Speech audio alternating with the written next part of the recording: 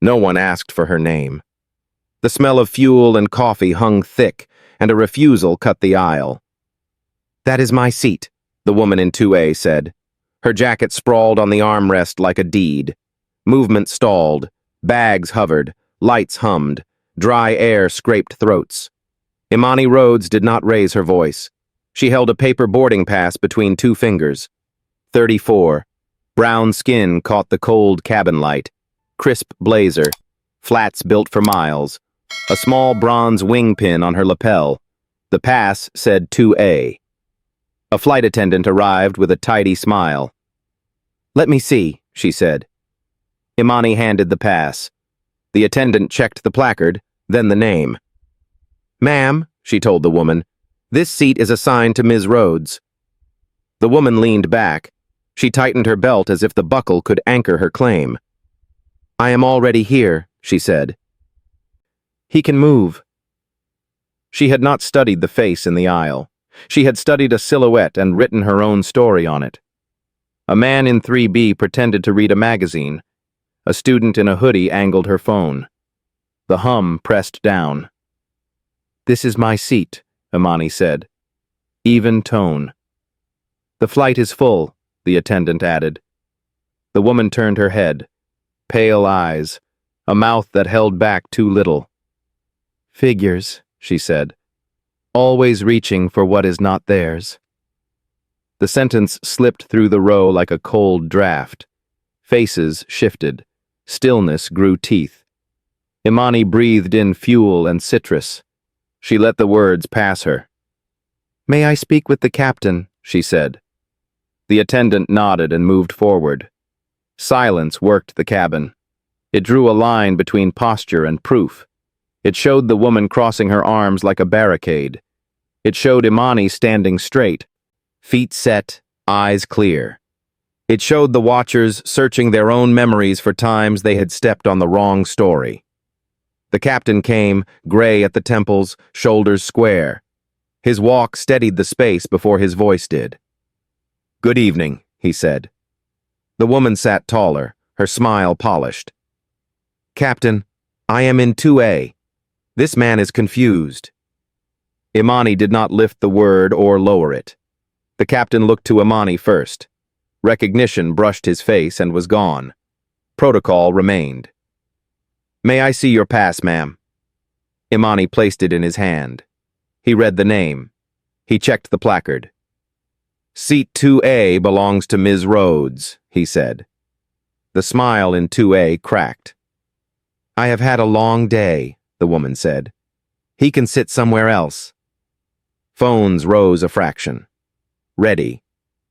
"Ma'am," the captain said, "we need you to move to your assigned seat." A short breath. A hard stare. Then motion. She gathered her jacket and stood. She did not step wide. She made Imani slip past. The aisle turned pettiness into theater.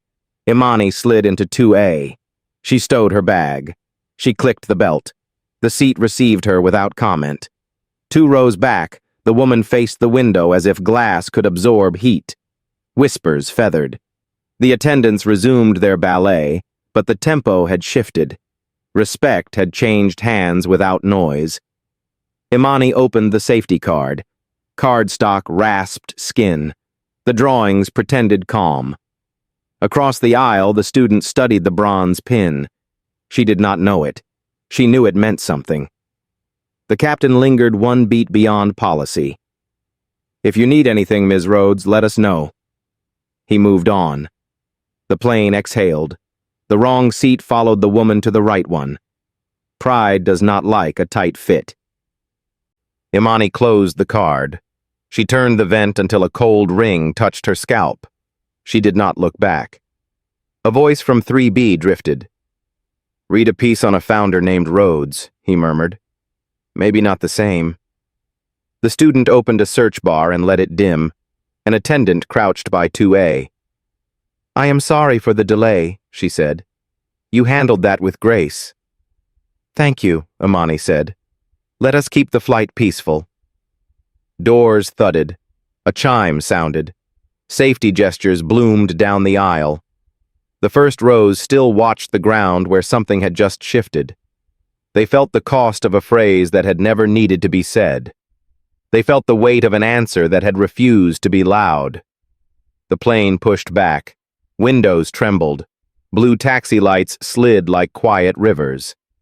Imani rested her head and kept her eyes on the dim reflection. She was measuring the quiet. Names travel. They arrive before a person or after them. They carry stories a person does not have to spend. The student leaned, squinting. The tiny engraving on the pin flashed when the overhead light caught it. Not decoration. A mark. The plane paused at the runway. In that hush, a voice from the back floated forward, not loud, certain. "That is Rhodes," the voice said. "From Horizon." Heads tilted a degree, the sound of a truth taking its seat. Engines rose, the cabin trembled. The moment changed temperature. Imani looked at the window. The reflection met her. A faint smile touched one corner and vanished. Wheels lifted. The grid of the city fell away. The story did not end with takeoff. It rose. In the overhead bin above 2A, a leather tag swung and caught the light. A single bronze letter flashed. R. A mechanic boarding for Deadhead looked up. He saw the tag, then the pin. He did not speak. He stood a little straighter. Wing lights blinked. The cabin settled. The phone in the hoodie girl's hand rested on her thigh, recording nothing now, holding everything. Respect did not announce itself. It moved like air. Imani closed her eyes. Not to sleep, to keep the quiet intact. 2 rows back, the woman stared at her reflection and tasted the stale afterburn of a sentence spoken too fast. Seatbelt signs chimed. The attendant's voice drifted in warm phrases. The city became a smear of lights. The dark carried them west. Pieces had shifted on a board no one could see.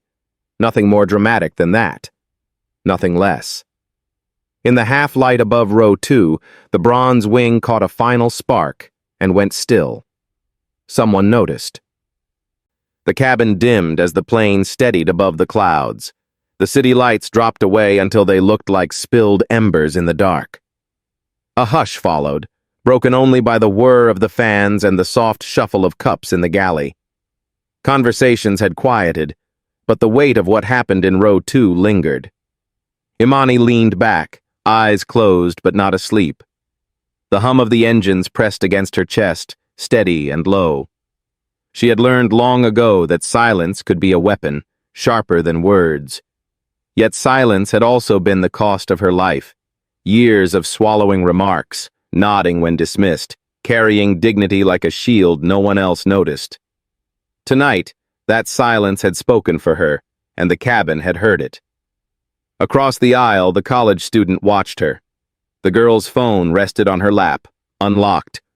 The glow of the unfinished recording still visible. She wanted to post it, but something in the way Imani sat kept her from pressing send. It was not fear. It was reverence, a sense that some moments belonged to the people who carried them, not to the crowd waiting online. In row 5, a pair of businessmen whispered. One tugged his tie loose, leaned closer to the other. "I think that was her," he said. "Rhodes, Horizon Air. She built it from nothing." His companion frowned, skeptical, then stole a glance at the woman in 2A. She was not scrolling through a phone, not demanding attention. She sat still, as though her calm was a language in itself. The woman who had tried to claim her seat stared out the window, cheeks drawn tight, hands clenched in her lap. She kept her gaze fixed on the clouds as if the endless gray could erase what had already been said. But humiliation clung like smoke. Every so often her eyes flicked toward Imani's seat, searching for a chance to reclaim authority, but finding nothing. The flight attendant returned, rolling the cart carefully down the aisle. She stopped by row 2, crouched slightly. "Would you care for something to drink?" she asked, her voice softer than before. "Water, please," Imani replied. When the glass arrived, cold condensation kissed her fingers. She lifted it slowly, the sound of ice chiming faintly in the hush. The student across the aisle noticed the steadiness of her hand, how not a drop spilled. That control seemed deliberate, as though Imani carried storms inside but never let them loose where others could see. The engines roared louder as the plane cut through a pocket of turbulence. Overhead bins rattled. A baby cried near the back. The woman in the wrong seat flinched at the bump, muttering something under her breath. Imani kept her posture unbroken. She had been through worse storms than this. When the plane steadied again, a man leaned forward from row 3. His voice was careful, almost hesitant. "Excuse me," he said. "Are you the Rhodes who runs Horizon?" Eyes turned before she could answer. The question had given everyone permission to look openly. Imani held his gaze, her expression calm. "I am," she said. Nothing more. The man nodded slowly, as though the answer confirmed a suspicion he had hoped was true. He leaned back, whispering to his wife, who stole a glance at Imani with wide eyes. Across the aisle, the student straightened, her fingers twitching over her phone as if she had been handed a secret too large to hold. The woman in the wrong seat shifted sharply, turning away, her shoulders stiff. She had wanted to diminish a stranger. Now she realized she had tried to erase someone who had built what she was riding in. The shame was heavier than her carry-on. The captain's voice crackled over the intercom, steady and assured. "Ladies and gentlemen, we are cruising at 37,000 feet. Smooth skies ahead." The words were simple, but they carried a quiet weight, as if he too knew that everyone had already felt the turbulence of something deeper. The cart rolled on, clinking bottles, hushed requests. Phones glowed dim in cupped hands. Some passengers searched her name, reading quickly, eyes widening at the articles. A headline here, a profile there. They learned about a woman who had taken a failing regional carrier and reshaped it into something that competed with giants. They read about her age, her youth when she started, her refusal to sell out when offers came. And they realized the bronze pin on her lapel was no ornament. It was a mark of what she had earned. Imani drank slowly, set the glass down, folded her hands in her lap.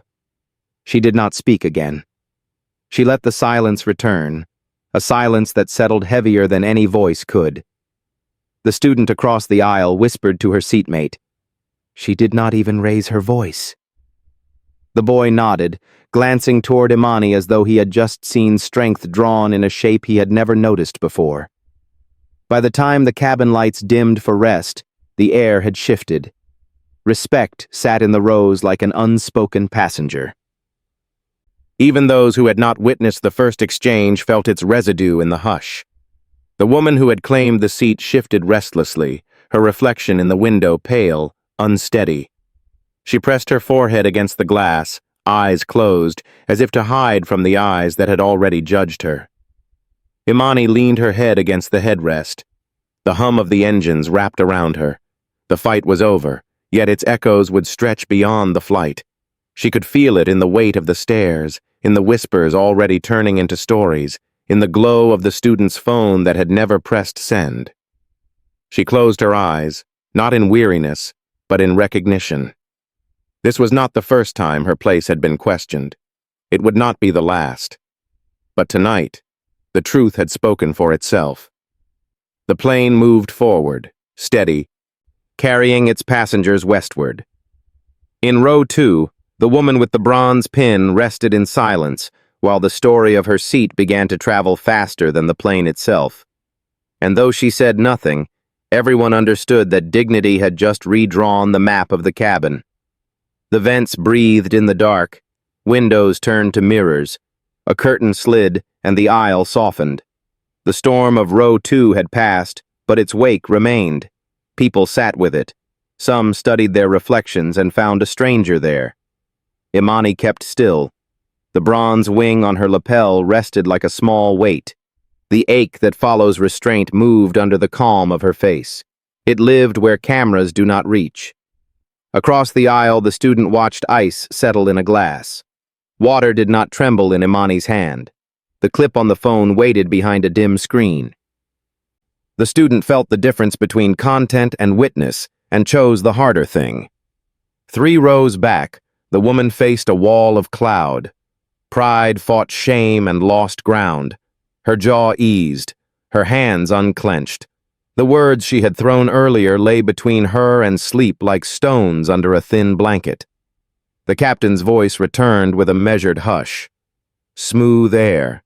Scheduled time. The cabin relaxed by degrees. Imani tilted the vent until cold touched her scalp. She closed her eyes. She did not sleep. Wheels kissed the runway. The plane shuddered, then breathed. Tires sang. Reverse thrusters growled. Ground replaced the long float of night. Heads lifted. Restraint gave way to motion. The woman unbuckled first, then stopped herself, as if the belt had snapped back on its own. Her gaze found Imani, then dropped. She waited. The chime rang. Overhead bins opened. Bags bumped shoulders. The student did not rush. She watched Imani slide her bag down with a quiet economy that made space for others. Small courtesies carry a room. Tonight they carried a cabin. The captain stood at the door. When Imani reached him, he nodded once, not for show, but for record. "Thank you for your patience," he said. "Safe night." She answered in the same even note. "Thank you for yours." The jet bridge hissed. The corridor smelled like cleaner and late hour. Wheels hummed. Voices echoed in a low curve. People hurried toward ground. The story from row 2 trailed behind them like a draft no one could see. A gate agent looked up. She knew the pin, not from a profile, from a posted bid list saved by a new route. Her nod was small and exact. Imani returned it. The terminal brightened to a different kind of noise. Announcements rose and fell. The city waited behind the doors, but the lesson from the cabin was not finished. The woman caught up near the exit. She stood aside first. Then she stepped into Imani's path. People flowed around them and pretended not to watch. She held her bag like a shield. Her voice was lower than before. "I should not have spoken to you the way I did." Imani studied her face. Fatigue. Pride learning a new shape. "I hear you," Imani said. "I made an assumption," the woman said. "It came out as something uglier than I meant. I am sorry." The words landed. They did not erase anything. They worked like water on a stain. The edge softened. The mark remained. Imani spoke quietly. "Your words did not only land on me. They landed on anyone told they do not belong. If you wish to make repair, begin there. Begin with how you look at rooms and who you think owns them." The woman nodded once. "Thank you," she said, and stepped aside. At the end of the concourse, a maintenance technician stood by a metal door. Grease darkened one sleeve. He watched Imani pass with a careful respect, touched 2 fingers to his chest, then went back to work.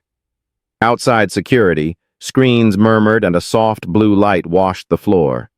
Imani's phone buzzed. A text from her communications lead lit the screen. "You may want to see this." She tapped the link. A short clip played without sound. Row 2 in a tight frame. The captain's hand extended. A woman pulling at a belt. A seat becoming a mirror that showed more than comfort. The caption was blunt. "Assumption meets altitude." Comments stacked under it. Some defended without names. Some confessed their own stories. Some marveled at the quiet.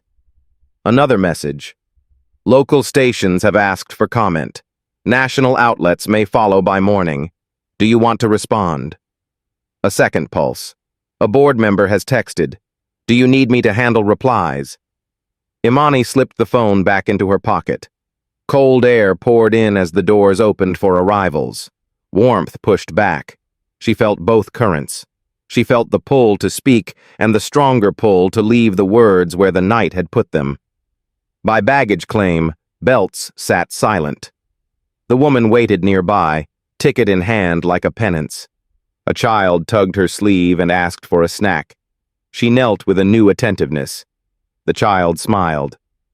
Imani stepped to the curb. The smell of rain rose from dark pavement, though the sky still held. Taxis idled. A rideshare lane blinked names. A driver lifted a hand. She nodded and watched the car slide forward. The car stopped. The driver lifted her bag into the trunk with care. He did not know the pin by name. He knew the posture of someone who has built under pressure. "Thank you," she said. He tipped his chin. "Thank you," he said back, and did not explain why. The door closed. The city slid by in quiet bands of light. The phone buzzed again. "Pressure will build," the board member wrote. "Tell me if you want us to speak first."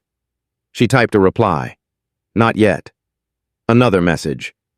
"People are telling their children to watch how you held the line," the communications lead wrote. "Whatever you decide to say, the silence already said something." Imani set the phone face down on her lap. Rain began as a scatter of points on the windshield.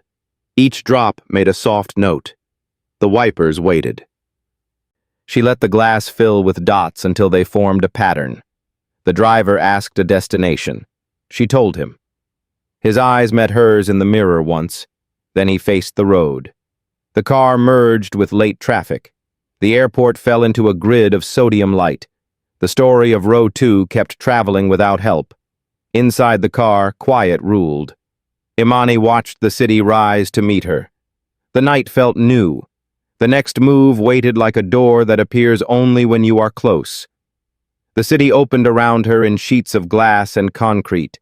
Streetlights smeared across the windshield as the rain gathered strength, drops sliding faster, each one splitting and running like small rivers.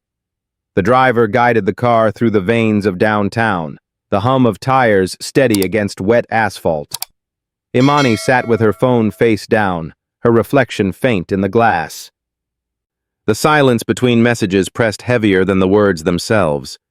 She had built a company from silence. Boardrooms where voices rushed past her, deals where her presence was mistaken for a consultant, not the architect. Tonight was no different. Only this time strangers had watched the refusal. Strangers had heard the correction. The car slowed at a red light. A group of people huddled under the awning of a diner, coats pulled tight, laughter breaking into the wet night. They did not know who rode past them. They did not know the story forming overhead in the towers where screens already refreshed with her name. That anonymity was both shield and burden. When the car pulled up to her building, the doorman hurried forward with an umbrella. He opened the door with care, his eyes widening for a moment as he noticed the pin on her lapel, then returning to composure. She nodded, stepping into the lobby where marble gleamed and rain tapped faintly against the tall glass. The elevator carried her upward. The mirrored walls offered back her face, the bronze wing pinned steady on her blazer. She pressed her palms lightly against the rail, grounding herself in the motion of ascent. Each floor ticked by like a pulse. Inside her apartment, the lights warmed to life at her command. She set the bag down, unpinned the wing, and placed it gently on the table. For a moment she stared at it, as though it carried the weight of more than metal. Then she crossed the room to the wide windows that looked out on the storm. The city sprawled beneath her. Wipers swept across the glass of cars far below. Billboards glowed. Somewhere beyond the horizon, flights she had authorized were cutting through the clouds. Tonight, passengers whispered her name in cabins she had built. Tomorrow, headlines would do the same. Her phone buzzed again. She ignored it. She let the rain speak instead. When the screen lit once more, the name caught her eye. Not a board member, not her communications lead. Her brother. She answered. "You on the ground?" His voice was calm, but under it, a layer of worry. "I am home," she said. "I saw the clip." She did not ask how. It had already spread further than she had imagined. "You watched it." "I did. The way you stood there." A pause. "You never even raised your voice." Silence stretched across the line, familiar and heavy. He had seen her face similar storms, though not always on airplanes. He had seen her endure them in grocery stores, in classrooms, in offices where no cameras recorded. "You do not have to answer them," he said finally. "Let the silence stand. Sometimes that is louder." She exhaled, eyes tracing the streak of a car's headlights below. "And sometimes silence is mistaken for weakness." "Not from you." The call ended with a simple good night. She placed the phone beside the pin on the table. Both gleamed faintly in the low light. Sleep did not come easily. The storm dragged on, rain stitching against the glass until morning pulled gray light over the city. She rose before the sun fully claimed the sky. Coffee steamed in her hand as she opened the first email. Requests for comment filled the inbox. A reporter from New York, a producer in Los Angeles, a local station offering a live slot. She scrolled past them. A different message caught her eye.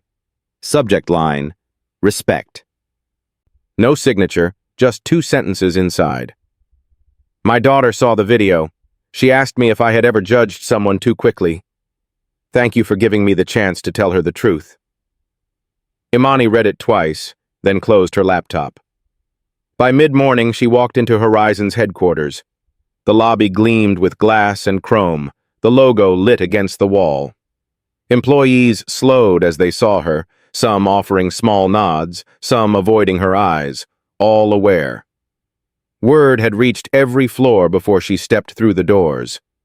In the conference room, board members gathered around a polished table. Screens glowed with news sites already running the story.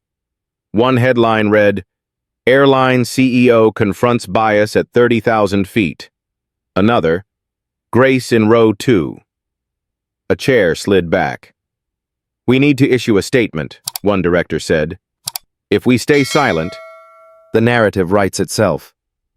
"Sometimes that is the point," another countered. Imani sat at the head of the table. She let the voices rise, then quiet. Her hands rested flat on the surface, fingers spread as if holding the room still. "When I was standing there," she said, her voice steady, "I thought of all the times silence cost me.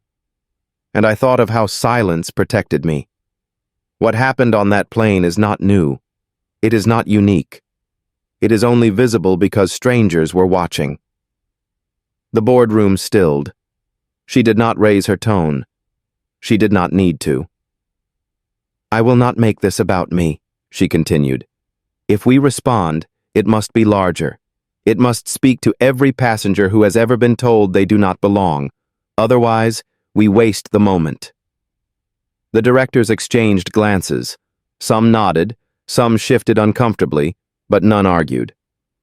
She leaned back, folding her hands now, her expression unreadable. "Prepare a draft," she said, "but do not release it until I have spoken first." Outside the glass walls, employees moved with brisk steps. Screens flashed headlines in the background. In the elevator down, she caught her reflection again. Calm eyes, the faint shadow of fatigue, the bronze pin once more at her lapel. The lobby doors opened to daylight. The storm had passed, but puddles mirrored the sky. As she stepped out, a stranger paused on the sidewalk. A woman, middle-aged, a suitcase at her side. She hesitated, then said quietly, "I saw you last night. Thank you." Imani met her gaze. She gave a small nod, no more. The stranger smiled, then continued on. The city did not stop for revelations. Cars honked, signals changed, voices rose and fell. But something had shifted, carried forward from a seat in row 2 into boardrooms, sidewalks, households. A moment now belonged to more than just those who had witnessed it. Imani walked toward her next meeting. The bronze wing at her chest caught the sun breaking through the thinning clouds.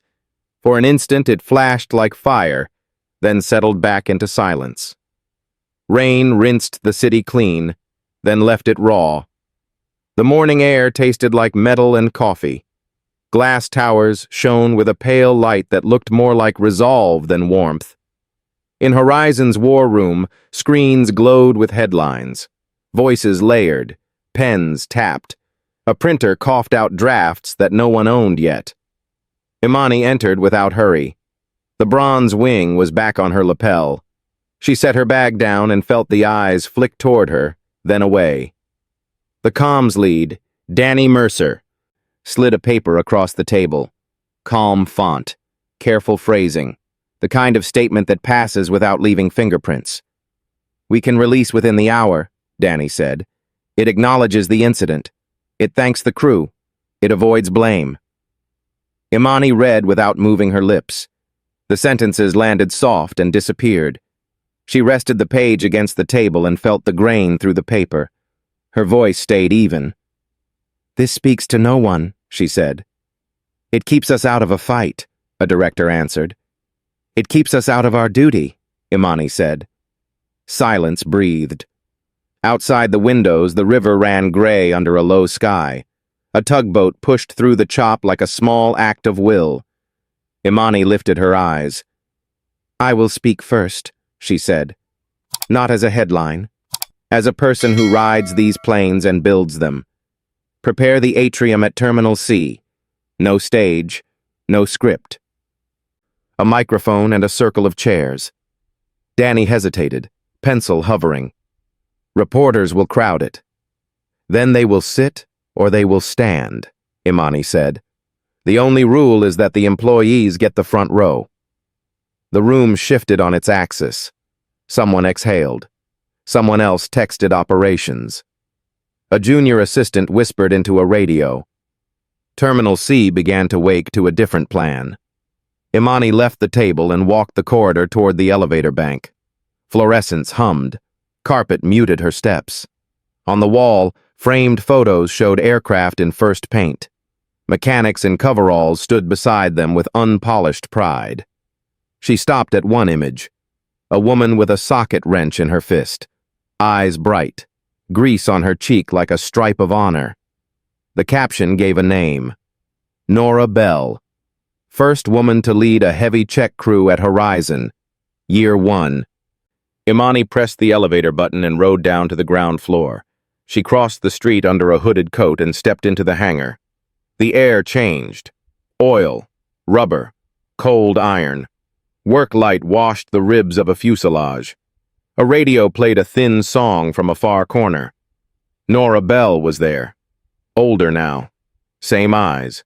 Same stance that said no one is coming to lift what we lift. She looked up as Imani approached. She did not salute. She did not gush. She nodded like she would to any person who helps pay the bills. "We heard," Nora said. "Everyone heard," a younger tech added from under a wing. Imani took off her coat and rested it on a rolling stool. She stood among them without ceremony. "There will be a public moment today," she said. "It will not be about me. If you have something to say, I want it in the room." Nora wiped her hands on a rag. "People will talk about manners in row 2, she said. "They should talk about how respect works on the ground. It works with torque and weather and time. It works whether anyone is watching or not." Imani felt the words settle in the metal around them. Hidden valor has a sound. It is a ratchet click. It is a boot on a wet floor. A phone buzzed. Danny again. A news alert. The woman from the flight had posted an apology. No name, no job title. Her words were plain. "I judged fast and wrong. I hurt more than one person. I am sorry." The clip sat under it, not from the student, but from a stranger 2 rows back who kept the lens low and the frame honest. The comments were a storm. Some praised courage. Some asked if she had meant it. Some demanded punishment. Some asked for grace. The velocity of it made the air feel thinner. Danny's text followed. "We can reference her statement. It softens the narrative." Imani typed and erased. She typed again. "No, we will not build on her apology. We will build on our promise." She thanked the crew, shook hands, and crossed the tarmac to a side door where the wind tried to shove her back. She leaned into it. The sky was a sheet of pewter. Planes rolled like patient animals in a slow herd. At Terminal C, security kept a loose line. The atrium rose in clean tiers of glass and steel. Chairs appeared in a circle.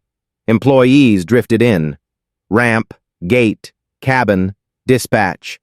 A few passengers who had seen the notice stepped closer and then stopped, unsure if they belonged. Imani waved them forward. "You ride these planes," she said. "That makes you ours." Reporters stood with notebooks open. Cameras blinked red. The air had the charge of a coming storm without thunder. Imani took the microphone and let a breath fill the space before she spoke. "Thank you for coming. Yesterday, the cabin of one of our aircraft became a mirror.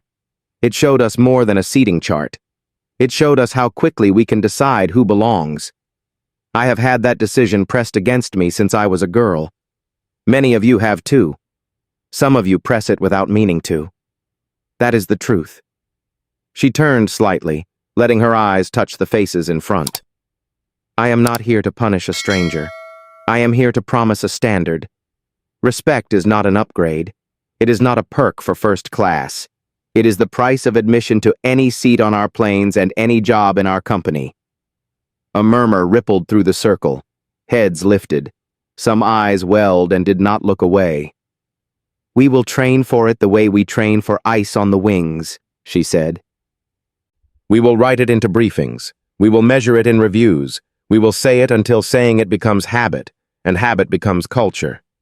If you see a moment like the one in row 2, you are authorized to act. If you are the person who misjudges, and someday each of us will be, you are invited to repair." The microphones hung closer, hungry for a misstep. Imani kept her voice level. A hand rose. "A young gate agent." "What if someone refuses to move?" she asked. "And the reason is not obvious until later. What if it is like that again?" Imani did not blink. "You look to the policy and to the person," she said. "You keep the cabin safe. Then you keep the dignity of each person safe. If you fail, you make repair that same day." Another hand. A reporter. "Do you accept the woman's apology?" Imani held the room still with a quiet. "I accept that she is a person who chose to face a mirror," she said. "That is the most any of us can do. The story I am responsible for is the one we write here." A vibration pulsed in her pocket. She glanced at the screen. "Operations. Urgent." She excused herself with a nod and stepped behind the glass wall. Danny followed, eyes questioning. The dispatcher's voice came through low and tight. "Weather has closed 2 runways at Cedar Ridge. We have a medical shipment on Flight 4117 that must reach Children's Mercy by nightfall. Diversion options are limited. If we hold, the cargo misses the window." Imani watched rain bead on the glass. She saw her reflection layered over the circle of chairs. The choice sharpened like a blade. Stay at the microphone and hold the narrative, or move to the work that proves it. She spoke into the phone. "Reroute 4117 to Creekfield. Call ahead for a ground crew. I will unlock the slot. Use my clearance. If the tower balks, patch me in. We will eat the cost. We will not miss the window." The dispatcher breathed out. "Copy." Danny stood with her tablet half raised. "The reporters will ask where you went," she said. "Tell them I went to do my job," Imani said. "If they need a sentence, give them that one." She returned to the circle and set the microphone on an empty chair. People leaned forward, puzzled. She lifted her hand once in thanks. Then she turned and walked toward the secure door that led to operations, where a wall of weather maps waited like a living thing. The handle was cold. The room beyond buzzed with radios and keystrokes. The map glowed with green and amber and red. She paused for one beat, felt the hinge of the day, and stepped through. The operations floor pulsed with urgency. Screens bled color, amber storms sweeping east, Red knots churning over runways, green slivers of clear sky stretched thin as ribbon. Radios spat coordinates. Dispatchers leaned over keyboards with tight shoulders and clipped voices. Imani crossed the threshold with a calm that unsettled more than a shout. She scanned the map in one glance, locating Flight 417's blinking marker, a small white diamond threading its way against a storm wall. The room quieted when they noticed her. Not silence, but the pause of people adjusting to a gravity that had entered. She did not sit. She stood behind the lead dispatcher, a man with tired eyes and a headset pressed against his hair. He pointed at the diamond. "If it holds its path, the storm locks it out of Cedar Ridge," he said. "We have less than 90 minutes before the medical shipment is useless." Imani folded her arms. The bronze wing on her lapel gleamed under fluorescent light. The detail seemed to remind the room who she was, but her voice reminded them what she was here for. "Tell Creekfield Tower we are sending 4117. Call their director if the tower resists. If they cannot clear, I will speak to the FAA." The dispatcher hesitated, then nodded. A call went out. Voices overlapped. Fingers tapped faster. The screen redrew itself, a new line pulsing toward Creekfield. A storm cell shifted. It bulged like a fist across the line. The air in the room grew heavier. Imani stepped closer to the console. "What is the fuel margin?" she asked. 40 minutes at best," the dispatcher replied. "Not enough for delays." "Then we do not delay," she said. "Put the medics on standby at Creekfield. Have transport waiting at the gate." A young coordinator raised her hand slightly, nervous. "The local news crew is still in Terminal C. They are asking why you left the circle." Imani's gaze stayed on the storm. "Tell them the truth," she said. "That a child is waiting for what is in that hold, and my voice belongs here more than there." The coordinator lowered her eyes, both chastened and steadied. Static crackled over the comm. The pilot of 417 spoke. "Horizon Ops, this is 417. Confirm diversion to Creekfield. Weather is rough, but we can make it." Imani lifted the spare headset and held it against her ear. "This is Rhodes. Confirm Creekfield. You will have clearance when you arrive. Hold altitude until I say otherwise." There was a brief silence, then the pilot's voice returned, firm. "Copy that. Ms. Rhodes, we trust you." The room stilled again. Hearing her name in a cockpit carried weight none of the headlines could. Minutes bled into each other. Storm cells shifted. Numbers blinked down. Coffee cooled in paper cups that no one touched. The diamond moved, inching toward a narrowing corridor of green. Then the line to Creekfield crackled. "Tower denies slot," said a voice tight with stress. "Weather priority. They want to close the field in 20 minutes. "Patch me," Imani said. A click. A hollow echo. "Creekfield Tower," said a brisk male voice. "Who is this?" "This is Imani Rhodes, Chief Executive of Horizon," she said evenly. "Flight 417 is inbound with critical medical cargo. You will clear them to land." A pause, brittle. "Ma'am, the storm band is moving fast. If they miss the window—" "Then you will keep the window open," she said. "You have medics on the ground and a child waiting in Mercy's ward. If you close, you will explain that to the hospital." "I will not." The line went silent, then returned. 417 cleared for priority landing, Creekfield said, reluctant but final. The dispatcher let out a long breath. The diamond adjusted its course. The room exhaled with it. Imani removed the headset. Her face gave nothing away. Only her hands, folded now, betrayed the tension in the way her fingers pressed hard against each other. The young coordinator whispered, "Reporters will ask if you forced them. Tell them I asked for humanity," she said.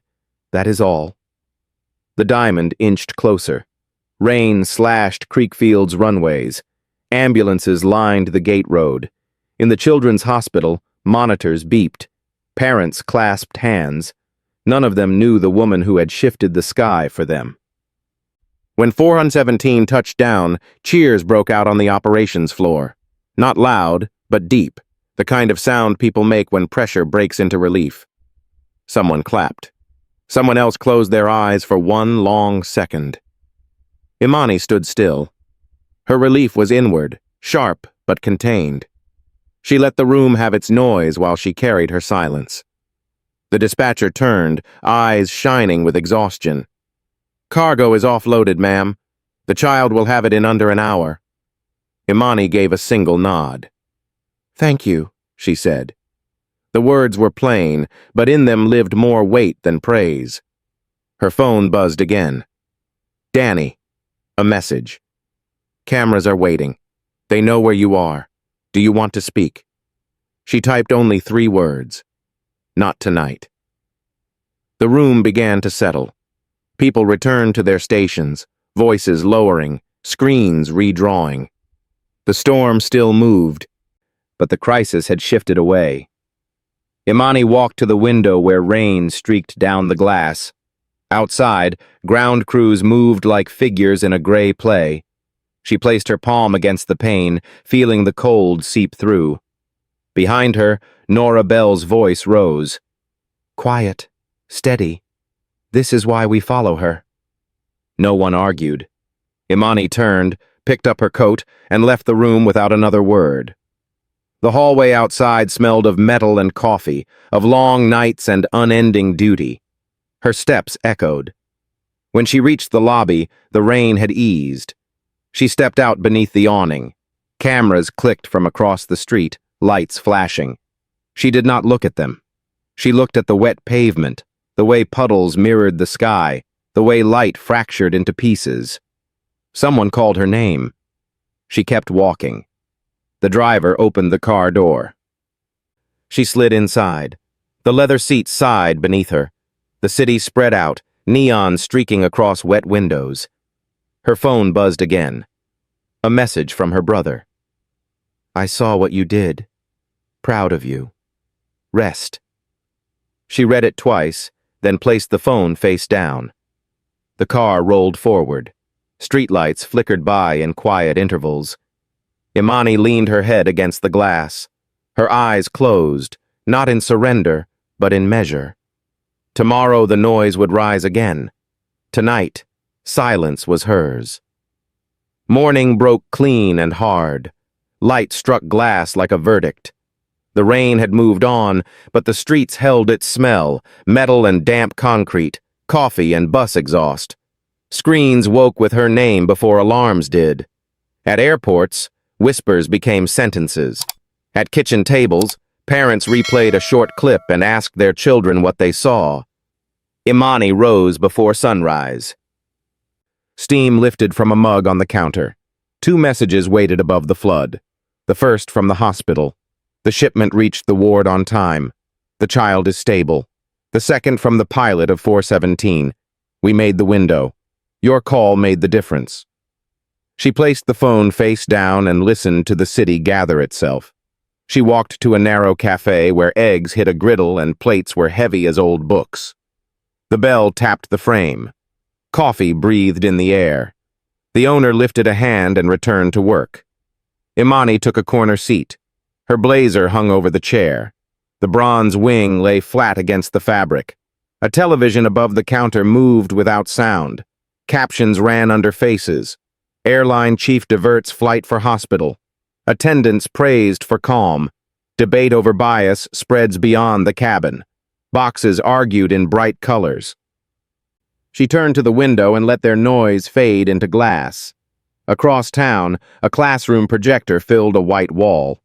7th graders leaned forward. A teacher, Ms. Larkin, set her palm on the ledge. "What do you see?" she said. A boy in a denim jacket said, "I see a person trying to hold a door shut that was never theirs." A girl with a braid said, "I see someone who did not shout when she could have." Ms. Larkin nodded. She wrote 2 words on the board. Dignity. Repair. At Children's Mercy, a nurse pushed a clear bag through a small door and smiled at the parents. The father had not slept. The mother held a styrofoam cup like a talisman. They did not know the chain of voices that bent a storm. They knew the beep of a monitor and the heat of a small hand under a blanket. By mid-morning, Horizon's lobby hummed. News trucks idled at the curb. Employees kept their eyes on their badges. Upstairs, the board assembled with charts and cautions. The general counsel spoke first. There may be questions about Creekfield Tower. Questions meant scrutiny. Scrutiny meant heat. 2 investor notes waited. One praised clarity under pressure. Another warned about overreach. Danny Mercer sat with a tablet and a plan. "We can schedule a controlled interview," she said. 1 camera. Film on the hangar floor. Honest. Fewer traps. Imani listened with her hands at rest. Beyond the glass, a jet lifted and slid into mist. "A camera will not carry this," she said. "Put time on my calendar at Orchard Street Community Center. Tonight. Folding chairs. Employees and neighbors. Questions first, not speeches." Security pinged. A guard spoke to Danny and left. Danny looked over. "The woman from the flight is in the lobby," she said. "She asked to speak with you." Imani rose. The boardroom cooled as she stepped out. The woman stood near a column with a plain tote at her feet and a folded paper in her hands. She looked smaller than in the cabin. Imani signaled to a quiet alcove. They sat on a bench the color of storm water. The woman held the paper like evidence against herself. "I wrote this," she said. "It is an apology. I said a thing that hurt more than I knew. I acted like a seat was a measure of worth. I am sorry." Imani studied her face. "What will you do with that apology?" she said. "I will carry it," the woman said. "I will change my office policies. I will send my team to the trainings your company announces. I will fund seats for strangers who cannot pay, and I will not put my name on a plaque. I will start with my own house." Imani nodded once. Repair begins where harm began. The meeting ended with air, not ceremony. The woman left more slowly than she had entered. Afternoon slid toward evening. Orchard Street smelled like floor wax and coffee. Folding chairs scraped the linoleum. A mural of a river ran along the wall. Mechanics in oil-stained jackets sat near teachers in cardigans. Ramp crews sat beside students with backpacks. Reporters stood at the back with pens ready and cameras down. Imani took a chair in the circle. The bronze wing rested at her lapel. She did not open with a speech. "Who here has been told they did not belong?" she asked. Hands rose. People spoke. A gate agent described a day a man refused her authority. A teacher spoke about a parent who would not meet her eyes until a test score forced a look.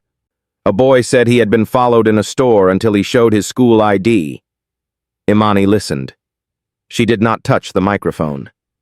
When the stories slowed, she spoke about training and policy and names on doors. "Respect is not an upgrade," she said. "Habit can become culture if we are stubborn enough." She thanked the room for its honesty. The circle loosened. Paper cups cracked. A reporter approached with a recorder held low. "Do you have a comment about the diversion?" she asked. "Some say you leaned on a tower you do not control." Imani met her eyes. "I asked for one more open minute," she said. "I will answer questions from any agency that wishes to ask them." Night gathered beyond the tall windows. The air conditioner hummed and clicked. Danny crossed the room with her tablet and that look she wore when emails turned sharp. "There is a letter," she said. "It came from Washington while you were listening. The agency has opened a review. They request records and a call. The number waits in your phone." Imani felt the room quiet around her without any change in sound. She stood at the glass and watched a city bus hiss to a stop. She saw her reflection and the wing on her lapel. She heard older stories in her bones, the ones that warned her that authority would test her when she used it. Her phone vibrated once in her palm. The number on the screen carried a city in its digits. She did not blink. She pressed accept. The voice on the line was clipped, official, trained to cut through static. "This is Director Hayes with the Federal Aviation Agency.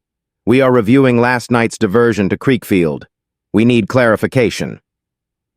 Imani stood at the tall window of the community center, Orchard Street glowing behind her with its cracked sidewalks and murals washed in yellow streetlight.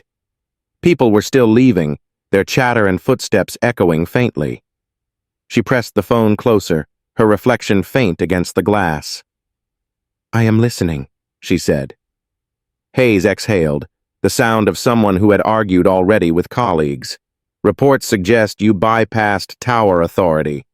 That is a breach."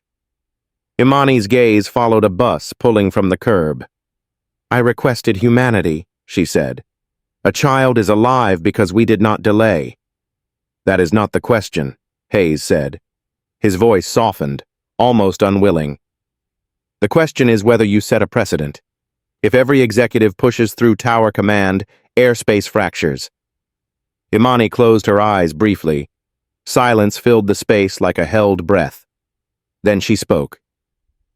"The precedent is not that a chief executive forced a tower. The precedent is that a company remembered its duty. If that is examined, I welcome it." Hayes did not reply at first. Paper rustled faintly on his desk. "You will need to appear before the review panel. We will schedule within 2 weeks." "I will be there," Imani said. She ended the call before he could measure her tone. The room behind her had emptied to only Danny, waiting with her tablet hugged close to her chest. "Heavier than usual?" Danny asked quietly. Imani turned from the glass. "The review will come," she said. "Let it come." They stepped out into the night. Air was thick with the smell of asphalt still wet from rain. Reporters waited near the curb, cameras blinking like insects. Imani did not answer their questions. She walked to the car, the bronze wing glinting once under the streetlight. The drive home was quiet. Buildings thinned to bridges and shadows. She rested her head against the window, but her mind was awake, pulling forward through the possible futures waiting on a panel's table. At dawn, she stood on her balcony, city spread below, sunlight breaking through pale clouds. The phone vibrated in her hand. A message from her brother. Saw the coverage. "The world is arguing. Some call you reckless. Some call you necessary." He added a line after a pause. "I call you my sister." She let the words settle like an anchor. Later that morning, the board convened again. The air was charged. A director cleared his throat. "The review could damage stock," he said. "Investors are nervous." Another warned that scrutiny could unravel alliances with regulators. The words pressed heavy against the table. Imani sat with her palms flat. "I did not ask the sky to bend for profit," she said. "I asked it to bend for a child. If our stock cannot survive that truth, then our stock was built on sand." The room stilled. No one answered. News tickers scrolled her name. Opinion columns framed her as bold, reckless, symbolic. Late-night hosts joked about Row 2, about a CEO running air traffic from an office. But outside headlines, something quieter moved. At Cedar Ridge Airport, a ground crew worker taped a note on the break room wall. It read, "If respect is policy, then we are already in." Colleagues signed their names below. At Children's Mercy, a nurse told her team, "This is what it looks like when people upstairs remember people down here." The narrative did not belong to her anymore. It traveled in pockets, in text threads, in conversations over morning coffee. That evening she returned to Horizon's hangar. Mechanics worked under halogen glow, the smell of grease and ozone sharp in the air. Nora Bell stood by a wing, wiping her hands. "The child made it," Nora said. "We heard on the radio." Imani nodded once. Quiet gratitude filled the space louder than applause. She stepped closer to the fuselage. Metal stretched under her palm, cool and unyielding. This was where stories lived, in bolts, rivets, hours of unseen work. Behind her, Danny spoke. "The panel will want to know if you regret it." Imani's hand stayed on the wing. "Tell them this," she said. I regret every time silence kept me still when I should have acted. Last night was not one of those times. Danny lowered her eyes, the words carving themselves into her. Night deepened. The hangar doors stood open to the sky, stars scattered faint above the city glow. Imani looked at them, steady, unflinching. The review loomed, judgment loomed. But so did something larger, the chance to shift how belonging was measured, how authority was held, how silence could be transformed into action.